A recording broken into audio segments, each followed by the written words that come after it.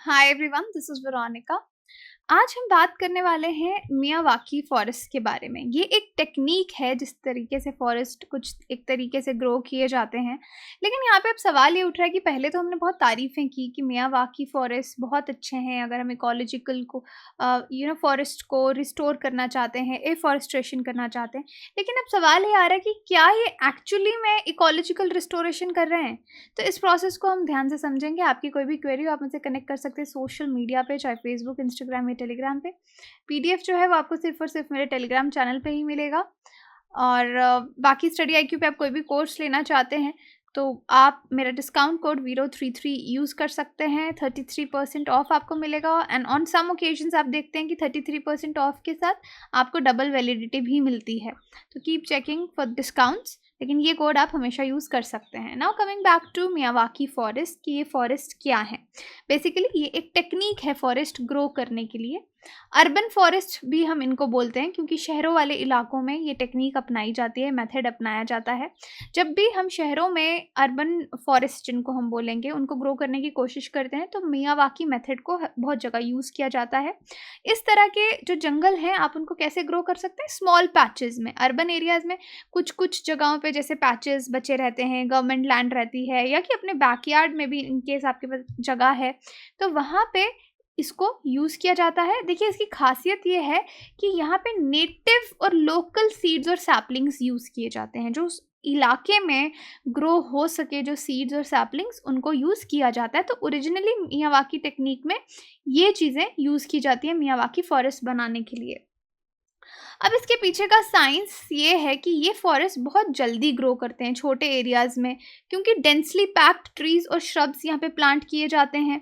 Okay, जैसे आपका cluttered urban landscapes हैं उनके लिए ये टेक्निक सबसे बेस्ट है। प्लांट और ट्रीज़ जो हैं वो ऊपर की तरफ ग्रो करते हैं। ऊपर की तरफ ग्रो करेंगे तो सनलाइट के लिए कॉम्पीट करेंगे, तो जल्दी से जल्दी ग्रो करते हैं। तो फॉरेस्ट वाले एरिया को ये बायोडाइवर्स बनाते हैं। बहुत सारी वैरायटीज़ यहाँ पे प्लांट की जाती हैं। जब कहीं पे जंगल उगेगा तो उस जगह पे बटरफ्लाइज आएंगी, बीज आएंगी और इकोसिस्टम को फ़ायदा होगा। तो इस टेक्निक में देखिए इन्फोग्राफिक्स में समझने की कोशिश करते हैं कि पहले एक जगह थी खाली, यहाँ पे सीडलिंग्स जो हैं वो डेंसली बहुत पास पास सीडलिंग्स जो हैं वो लगाई जाती हैं। एक लाइन में नहीं, आगे पीछे रैंडमली लगाया जाता है। ऐसा नहीं कि कोई एक लाइन ही आप बना रहे, रैंडमली उनको लगाया जाता है। और उसके बाद 3 साल के बाद प्लांटिंग के आप उनको सिलेक्ट करेंगे और जो भी यहाँ पे अडेप्ट कर गए होंगे। ऐसा नहीं है कि जो भी आप जितने सैपलिंग्स लगाएंगे, जितने स्पीशीज़ लगाएंगे सब ग्रो कर जाएंगे, लेकिन जो उस एरिया एटमॉस्फेयर के हिसाब से, इन्वायरमेंट के हिसाब से ग्रो करेगा वो आप देखेंगे कि थोड़े थोड़े बड़े हो गए, आप उनको सिलेक्ट करेंगे। और 15 से 20 साल प्लांटिंग के बाद आप देखेंगे एक डेंस मैच्योर फॉरेस्ट जो है वहाँ पे बन चुका है। So it is a long process, but इतना भी लॉन्ग नहीं है, शुरू करने की देर है। तो फॉरेस्ट को यहाँ पे हम रिस्टोर कर सकते हैं। अब ये जो माइक्रो फॉरेस्ट, ये जो टेक्निक है, एक जापानीज बोटानिस्ट थे जिनका नाम है अकीरा मियावाकी। 1970s में उन्होंने ये प्रोसेस शुरू किया था जब वो young native plant species, trees, shrubs, grasses लगाने उन्होंने शुरू किए थे डिग्रेडेड लैंड्स को रिस्टोर करने के लिए। जो जगह खाली पड़ी है उसको रिस्टोर करने के लिए उन्होंने ये टेक्निक लाई थी। और इस टेक्निक में वो सैपलिंग्स को इतना क्लोजली लगाते थे ताकि वो लाइट के लिए compete करें। तो ये साइंस है इसके पीछे कि जब कोई कंपटीशन में ग्रो करेगा वो जल्दी ग्रो करेगा वो प्लांट। डेफिनेटली उस एरिया के नेटिव ट्री जो थे उनको वहाँ पे लगाया जाता था, वेजिटेशन की लेयर्स लगाई जाती थी। अपने लाइफ में कहते हैं मियावाकी ने ऑलमोस्ट 1500 फॉरेस्ट जो हैं वो बनाए हैं, प्लांट किए हैं, जापान से लेकर साउथ ईस्ट एशिया, ब्राज़ील और इंडिया तक। ओके, तो काफ़ी काम उन्होंने फॉरेस्ट रिस्टोरेशन के लिए किया। अब ये एरिया ही आप देख लीजिए कि ये एरिया है, यहाँ पे इस तरह से सैपलिंग्स रैंडमली लगाई जा रही हैं। तो देखिए बहुत ज़्यादा एरिया भी नहीं है, थोड़ा सा एरिया ही है ये, लेकिन यहाँ पे एक अर्बन फॉरेस्ट छोटा सा ग्रो इन्होंने किया है। तो आप दोनों पिक्चर्स को समझ सकते हैं। अब मियावाकी फॉरेस्ट इंडिया में अगर बात करें तो hundred and thousands of Miyawaki forest आपको मिलेंगे right from Thiruvananthapuram to New Delhi. Chennai की म्यूनिसिपल बॉडी ने भी प्रॉमिस किया था कि अराउंड 1000 मिनी फॉरेस्ट जो हैं across the city Miyawaki technique से वो बनाएंगे। हैदराबाद में। और ये जो फॉरेस्ट हैं अर्बन सेंटर्स जितने भी आपके छोटे छोटे वहाँ पे लगाए गए हैं, स्कूल्स के आगे पीछे जो एरिया वहाँ लगाए गए हैं, मंदिरों के पास, और रोहतक में एक प्रिजन है उसके पास ये फॉरेस्ट जो है ग्रो किए गए। देखिए इस तरह से ये सोसाइटी है, यहाँ पे लैंड पड़ा है, तो इस लैंड में आपने फॉरेस्ट ग्रो किया है। तो ये फॉरेस्ट जो है मियावाकी टेक्निक से ही ग्रो किया गया है। आई होप ये टेक्निक अब आपको बहुत इजीली समझ आई होगी।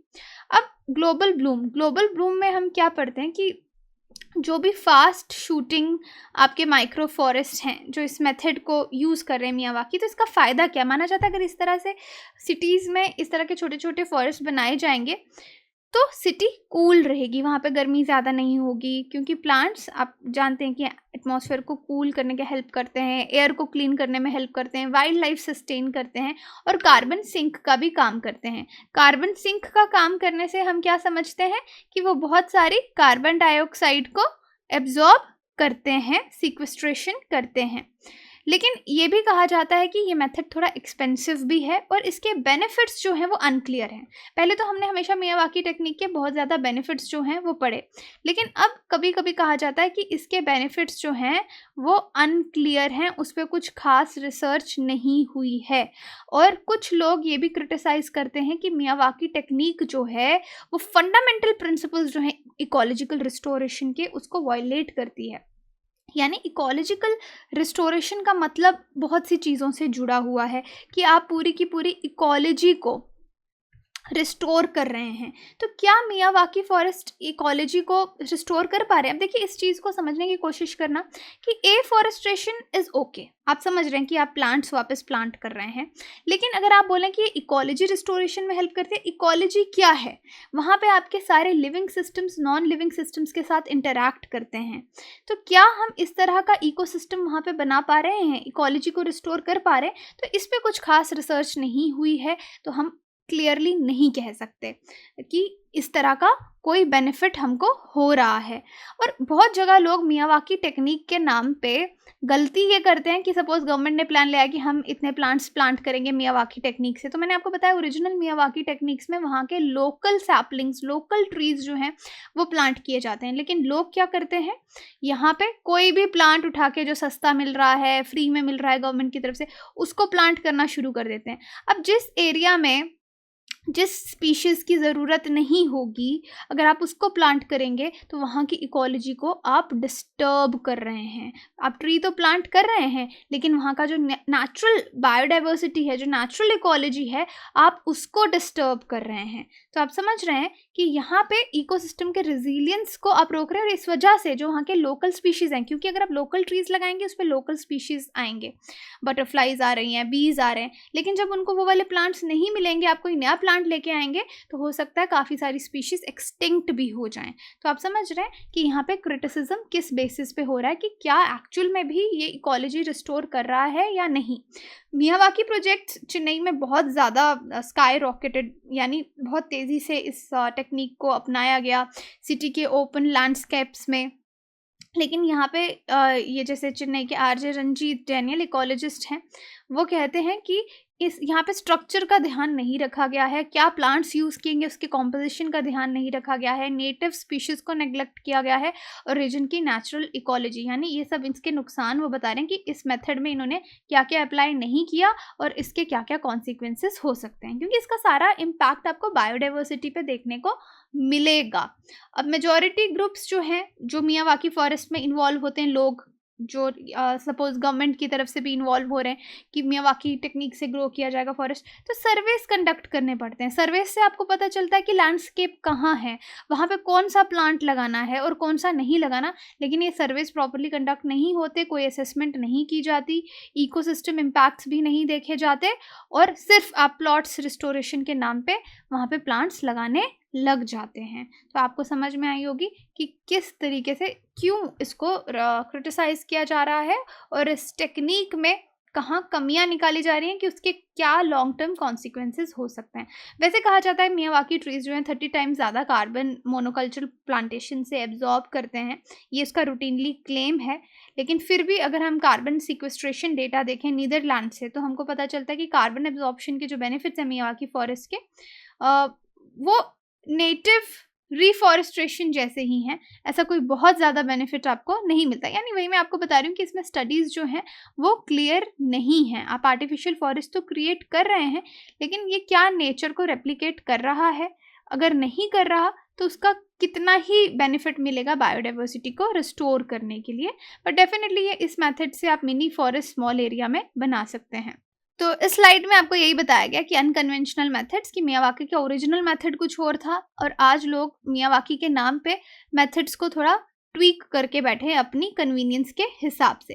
2018 की स्टडी केयर अर्थ ट्रस्ट की दिखाती है कि ग्रीन कवर चेन्नई का रिवील करता है 15% एरिया ग्रेटर चेन्नई कॉरपोरेशन का वेजिटेशन कवर के अंदर है।